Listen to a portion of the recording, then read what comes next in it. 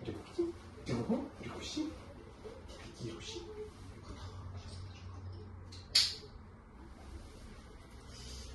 Стабильный рух позначаем поднятием руки и словом «назад». Может, ты почему? Рожка.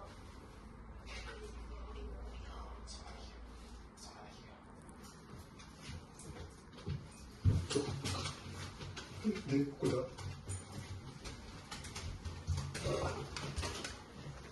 Рожки. Назад.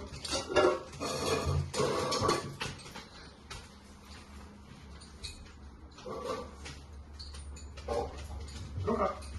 Ту.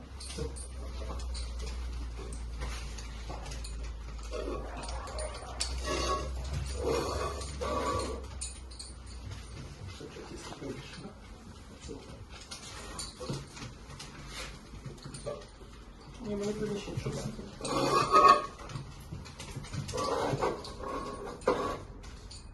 Алекс. Так. Супер, молодец. Ты очень хорошо.